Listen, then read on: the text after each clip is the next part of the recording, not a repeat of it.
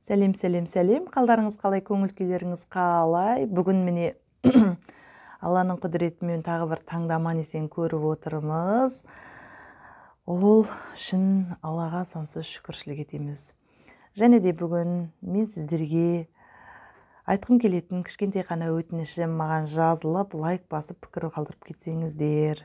Мен шабыттың үстіне шабыт алып, тағы да сіздерге керемет, пайдалы ойларыммен бөлісетін боламын. Жалпы бүгін айтпақшым, мен ылғи да айтып жүрем, жалпы жақсы өмір сүрудің, сапалы өмір сүрудің кілті ол жақсы ойда деп. Соны тарқатып айтып жіберейін. Жалпы не үшін ойда? Сіздер білесіздер ма? Адамның жаны, адамның тәні, адамның бауыры, тіпті баласы, ағайын, туысы, жанындағы байы, басыңыздағы баспанаңыз, бұның бәрі Алланікі. Алла сізге берді, оны қай күні қалай алатынын оны сіз білмейсіз. Сіздің ажалыңыздың қайдан неден болатынын да білмейсіз. Әйтеуір шындық, біз бір күні кетеміз бұл өмірден. Бірақ сол күні сіздің киіп жүрген киіміңіз, атақ абыройыңыз барлығы қалады. Кім болдыңыз, ол маңызды емес. Бірақ сізде бір мықты нәрсе бар, сіздің бір жеке меншігіңіз бар, ол не? Сіз әсер ете алатын бір керемет дүние бар. Ол сіздің ойыңыз. Сіздің ойыңыз не үшін сіздің болашағыңызға дейін келешегіңізде өмір сүруі мүмкін? Білесіз бе? Сіз бар болыңыз, жоқ болыңыз, сіз егер жақсы ойларыңызбен әсер ете алған болсаңыз, сіз болашақта да өмір сүрген боласыз. Мен сізге оған мысал айтайын. Мысалы, кешегі Абай, шәкәрімдер, керемет ойшылдар. Не үшін қазірге дейін біз Абайдың атын ұмытпай жүрміз? Бұл өмірде, бұл дүниеде 1845 жылдан бері 1904-ке дейін Абай ғана өмір сүрген жоқ қой. Абайдан да өзге қаншама алыптар өмір сүрді. Тіпті өзімнің ата-бабам да өмір сүрді. Алла өзі кешірсін және. Ол кісілердің кейбіреуі біздің жадымыздан өшкен. Неге? Ол кісілердің өмірде айтатын осы ойлары бір жақсы, өзгеше жасаған дүниелер болмады. Абайды Абай еткен, Абайды осы күнге жеткізген, осы күнге дейін Абайдың Абай болып ұмытылмауы, ол Абайдың кеше ойлары. Абай ойларын жүйелей отырып, басындағы ойларын кітап қылып түсірді. Сол кітаптарда оқу арқылы біз Абайдың Абай болғандығын білеміз. Келісесіздер деп ойлаймын. Жалпы кез келген дүние бірінші адамның ойына келеді. Содан кейін барып өміріне келеді. Сіздің қолыңыздағы ұстап отырған телефон, үйіңізде жағып отырған жарық, қосып отырған плитаңыз, тіпті неше түрлі тамаққа қосып жүрген дәмдеуіштеріңіз, осының барлығы бір күнде пайда болған дүние емес, бұлардың барлығы бір адамдардың, сіз бен біз сияқты адамдардың бір кезде ойына келген ойлары, идеялары. Осы идея мен ойларды, жақсы дүниелерді дүниеге келтіру сіздің де қолыңыздан келеді. Сіз біттім, болдым деп отырған шығарсыз. 50-ге келдіңіз, 60-ға келдіңіз, 70-ге келдіңіз, білмеймін, 80-ге келдіңіз. Ештеңе емес. Тек ойыңызды өзгертсеңіз болды. Ойыңызды өзгерткен күні өміріңіз өзгереді. Жалпы біз өмір сүруіміз, ақша табуымыз, сыйлы болуымыз, танымал болуымыз барлығы бір өзіміздің ой шектеуімізде, ойымызда ғана. Мысалы, мынау ютубты түсіруде бір күндері менің ойым, идеям. Мен осы ютубқа түсірмесем, осындай әңгімелерді жазбасам, ютубқа шықпаса, сіздер мені білмейсіздер ғой, танымайтын едіңіздер. Келісесіздер деп ойлаймын. Бірақ сол ойым жүйелене келе, сол ойым іске асып, ютубқа түсіріп, жүктеп, бүгін міне мен сіздермен кездесіп отырмын.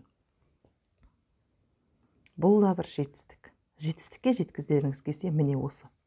Ойларыңызды өте мықты фильтрден, сүзгіден өткізіңіз. Жақсы ойлар әрқашан жақсылық шақырады сізге. Жаман ойлар тоже солай жамандық шақырады. Сіздің ауру болуыңыз, сау болуыңыз, бай болуыңыз, бақытты болуыңыз, кедей болуыңыз, сорлы болуыңыз, кез келген істе танымал немесе танымал болмауыңыз, әр ісіңіздің тезірек алға жылжуы, сіздің көңіл күйіңіздің көтеріңкі болуы, түсуі, барлығы сіздің ғана ойыңыз. Сіздің басыңыздағы ойыңызды кереметтілігі сол ешкім тартып ала алмайды. Сіз басыңызда ойлаған ойды сен былай істе, бұны ойлауға болмайды деп ешкім айтпайды.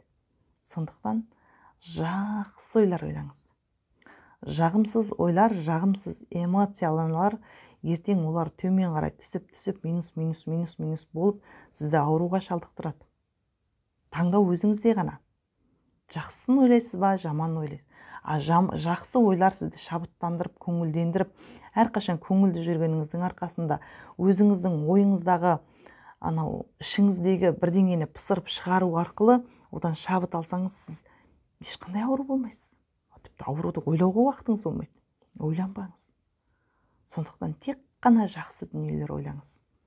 Сіздің бүгінгі өміріңіз қандай, ол сіздің ол кешегі ойларыңыз. Ал кешегі бүгінгі ойыңызға сіз бүгінгі өміріңізге қанағаттанбай, бүгінгі ойыңыз сіздің ойыңыздан шықпай, бүгінгі өміріңіз ұнамай отырса, ойыңызды ғана өзгертіңіз. Ертеңгі өміріңіз өте жақсы жаққа өзгереді. Егер сіз ойыңызды өзгерте алсаңыз. Ойды өзгерту өте қиын, өте оңай. Сіздің күлкіңіз келуі мүмкін, бұл не айтып отыр деп. Бұны қайталап көріңіз, сол кезде түсінесіз. Ойдың құдіреті өте керемет. Сіз ой арқылы ғана жақсылықтарды өзіңізге тартып аласыз. Ой арқылы ғана жаманшылықтарды өзіңізге тартып аласыз. Сондықтан ойыңызды өте жинақтаңыз. Ақшаңыз болмай жатыр ма? Жолыңыз болмай жатыр ма? Ісіңіз өнбей жатыр ма? Отырыңыз да ойланыңыз. Байбалам салмаңыз. Отырып қана мен қай жерден қателестім? Не істегенде дұрыс болар еді? Бұның қай жері қате, қай жері дұрыс? Деңізде терең ойланыңыз. Мені не шабыттандырады? Мен қайда, не істеген кезде өте қуанышты боламын деңіз. Сіз қуанып, күліп жүрген кезде, сіздің жан жағыңызда байқасаңыз, ылғи қуанып жүретін адамдар болады. Ылғи шаттанып жүретін адамдар болады. Мен жалпы өзім көңілді жүретін адаммын. Ештеңеге қатты депрессияға түспейтін адаммын. Ойласаңыздар, ал соған сай менің аудиториямда да ылғи сондай адамдар екен. Көңілді жүретін, күліп жүретін. Өйткені менің аудиториямда байқадыңыздар, тіпті негатив жоқтың қасы. Сондықтан сіздерге тілегім келеді.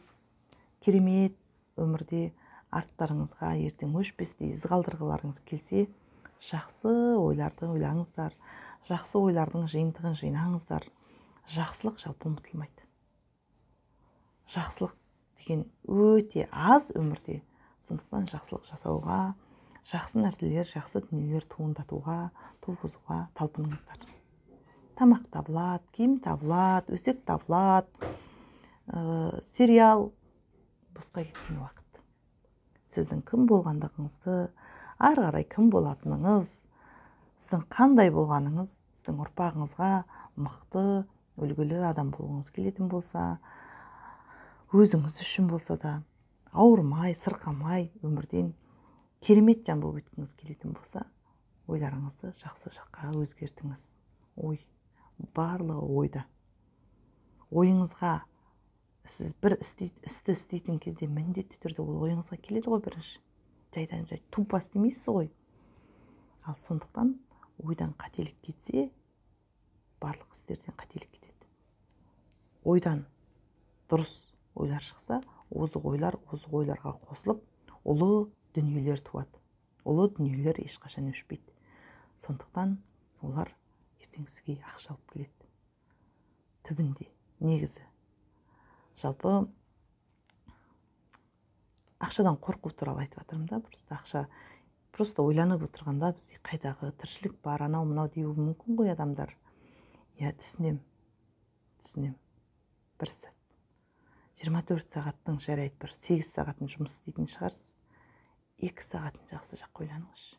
Жақсы дүние, максимальный жақсы дүние ойлаңызшы. Тағы өте жақсы көңіл күйде жүріп, не істей алам? мен не істесем менің өмірім өте жақсы болады деп ойланыңызшы. Жауап болады. Жауабының бәрі сіздің өзіңіздің ішіңізде. Сондықтан ойларыңызға өте сақ болыңыз. Ойларыңыз өміріңіздің жемісін береді. Бай қуатты болыңыздар.